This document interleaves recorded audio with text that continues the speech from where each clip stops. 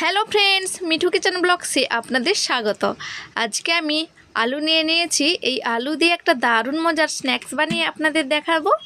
তার জন্য আমি যতটা পরিমাণ আলু দরকার আমি নিয়ে নিয়েছি। আপনারা যতটা বানাবেন ততটাই আলু নেবেন।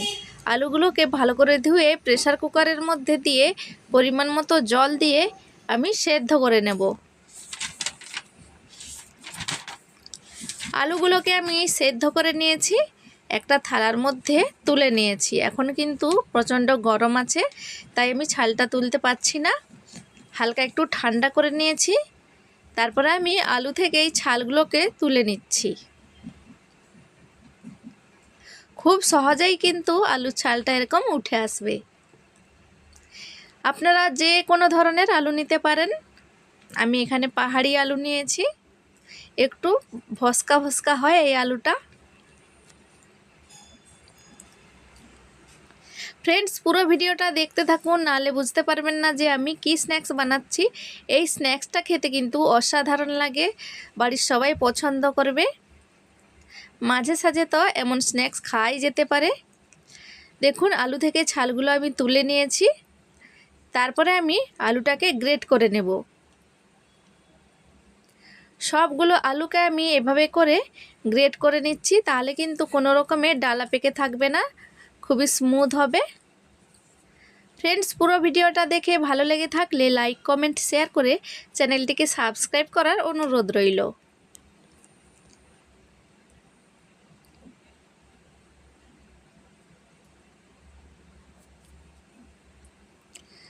আলুটা কিন্তু আপনারা হাতেও মেখে নিতে পারবেন, কিন্তু আলু যখন সেদ্ধ হয় ভেতরে কিন্তু একটু শক্ত শক্ত মতো থাকে, তাই আমি গ্রেট করে নিচ্ছি। সবগুলো আলু আমি গ্রেট করে নিয়ে তারপরে আপনাদের বলছি।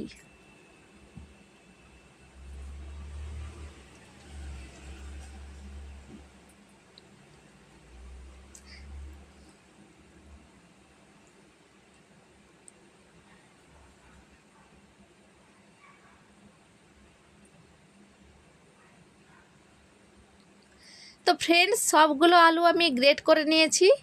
এই আলুটা কিন্তু চটচটে ভাব থাকে না। দেখুন, সবটা আমি গ্রেট করে নিয়েছি। তারপরে এতে কিছু মশলা মিশিয়ে নেব।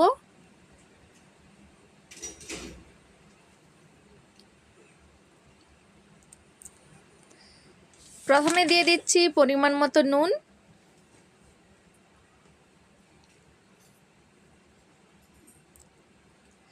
তারপরে দিয়ে দিচ্ছি সামান্য একটু বিট নুন, দিয়ে দিচ্ছি হাফ চামচের মতো গোলমরিচের গুঁড়ো, হাফ চামচ দিচ্ছি ঝাল লঙ্কার গুঁড়ো, 2 চামচ দিয়ে দিচ্ছি চালের গুঁড়ো। চাইলে হলুদটা আপনারা ব্যবহার করতে পারবেন, আমি এখানে দিচ্ছি না।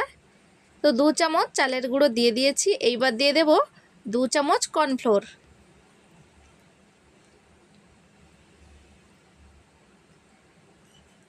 তারপরে হাত দিয়ে ভালো করে ম্যাশ করে নিচ্ছি আলুটাকে।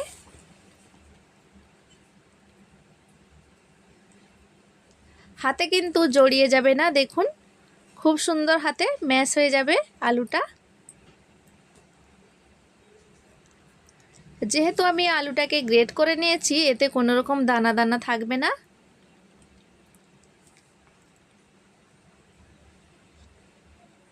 চাইলে কিন্তু আপনারা ধনেপাতা কুচি দিতে পারবেন, একেবারে মিহি করে কুচিয়ে দিতে পারবেন।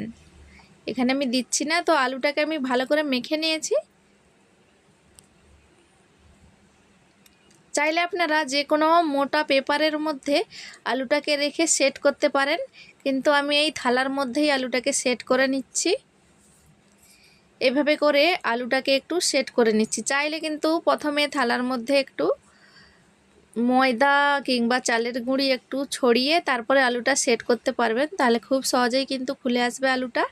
তো আমি এভাবে করে হালকা হাতে এভাবে করে আলুটাকে সেট করে দিচ্ছি বা চ্যাপটা মতো করে নিচ্ছি,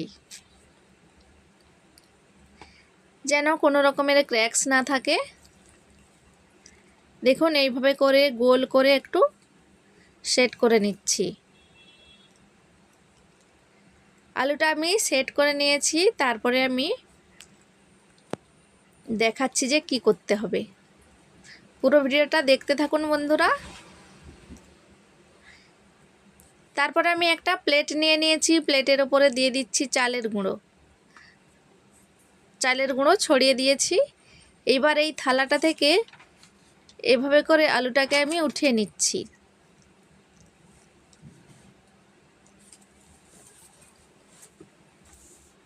এভাবে করে দেখুন আলুটাকে আমি কিভাবে উঠিয়ে নিচ্ছি। দেখুন আলুটা খুব সহজেই প্লেটের মধ্যে চলে এসেছে। উপরে একটু দিয়ে দিচ্ছি চালের গুঁড়ো, চাইলে কর্নফ্লোরও দিতে পারবেন আপনারা। এই চালের গুঁড়ো আর কর্নফ্লোর আপনারা অবশ্যই দেবেন, তাহলে কিন্তু এই স্ন্যাক্সটা খেতে অসাধারণ লাগবে আর খুবই ক্রিস্পি হবে। এত মোটা কিন্তু আমি রাখবো না, একটু বেলে নিচ্ছি। দেখুন একটু পাতলা করে বেলে নিতে হবে। আমি প্লেটের মধ্যেই বেলে নিচ্ছি।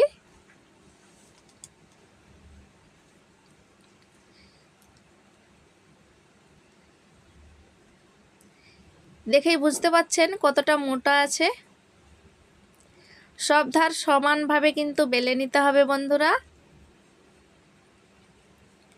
সন্ধেবেলা বা সকালবেলা কিছু স্ন্যাক্স খেতে মন করলে এইভাবে করে বাড়িতে অবশ্যই স্ন্যাক্সটা বানিয়ে নেবেন।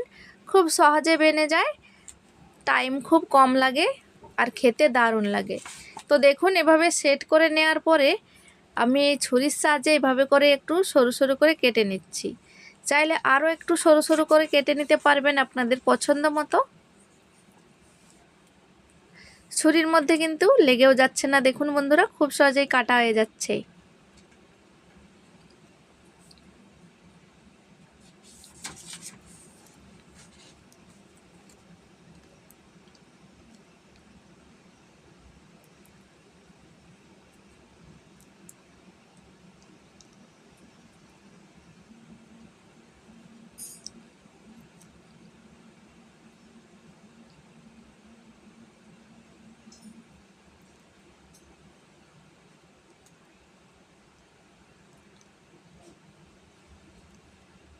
আলুটা আমি কেটে নিয়েছি, তারপরে বীজখান দিয়ে এভাবে করে একটু কেটে নিচ্ছি। বেশি লম্বা লম্বা রাখবো না, তাহলে কিন্তু ভেঙে যেতে পারে তোলার সময়। দেখুন সবটা আমি কেটে নিয়েছি প্লেটের মধ্যেই। তারপরে আর একটা থালার মধ্যে আমি একটু চালের গুঁড়ো ছড়িয়ে নিয়েছি। তারপরে এভাবে করে সাবধানে আস্তে আস্তে করে স্টিকগুলোকে একটা থালার মধ্যে তুলে নিচ্ছি।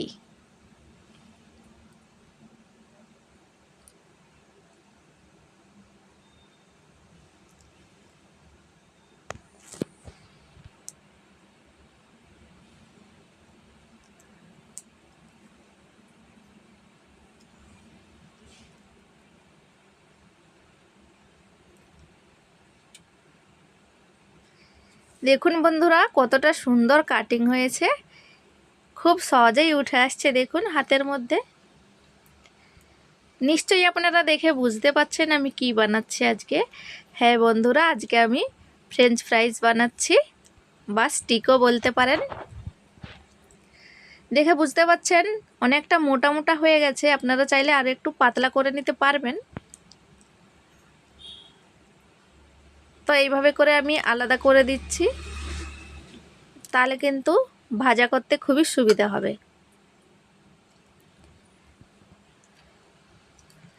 বেশি টাইম কিন্তু লাগে না বন্ধুরা, বাস আলুটা সেদ্ধ হয়ে গেলেই খুব সহজেই তৈরি হয়ে যায় বন্ধুরা। একবার বানিয়ে অবশ্যই দেখতে পারেন, খেতে কিন্তু দারুণ লাগে।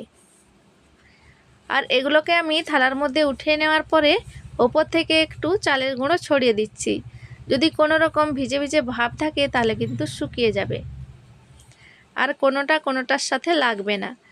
আমার এখানে মনে হচ্ছে যেন খুবই মোটা মোটা হয়ে গেছে, তাই আমি ছুরি দিয়ে আবার একটু এভাবে করে কেটে দিচ্ছি। দুই একটাই কেটে দিচ্ছি।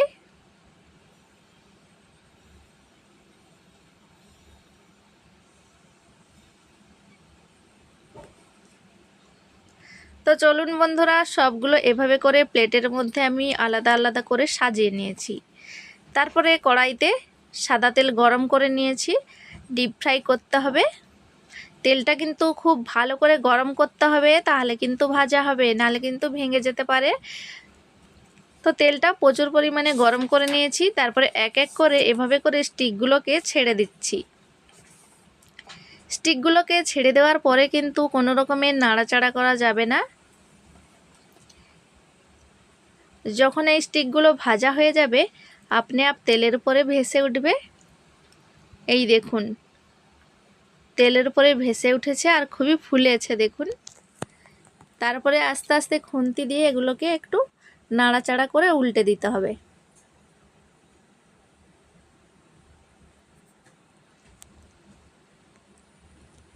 চাইলে এভাবেও তুলে নিতে পারবেন, একটু নরম নরম থাকবে, ভালো লাগবে খেতে।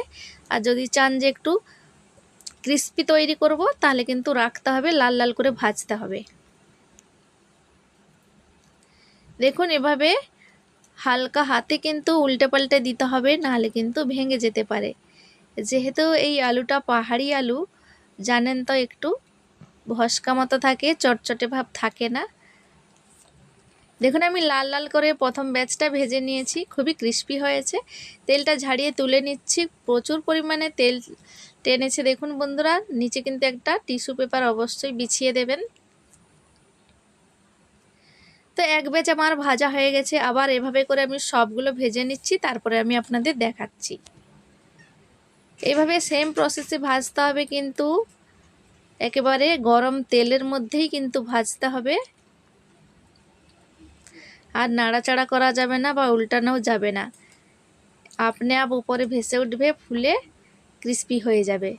দেখুন সবগুলো আমি এভাবে করে তুলে নিয়েছি। একটা প্লেটের মধ্যে আমি সাজিয়ে নিয়েছি। খুব সুন্দর লাগছে দেখুন দেখতে, খুবই ক্রিস্পি হয়েছে বন্ধুরা। একবার বাড়িতে অবশ্যই ট্রাই করবেন। সাথে আমি চাটনিও বানিয়ে নিয়েছি। বাড়িতে টমেটো ছিল আর শিমলা মির্চ যাকে বলে, লাল লঙ্কা আর একটু রসুন দিয়ে ভালো করে চাটনিটা বানিয়ে নিয়েছি বাড়িতেই। দেখুন আমি ভেঙেও দেখাচ্ছি ফ্রেঞ্চ ফ্রাইজগুলোকে। তো ফ্রেন্ডস, আজকের এই রেসিপিটা আপনাদের কেমন লাগলো কমেন্ট করে জানাতে ভুলবেন না। ভালো লাগলে লাইক করে দেবেন। ভালো থাকবেন, সুস্থ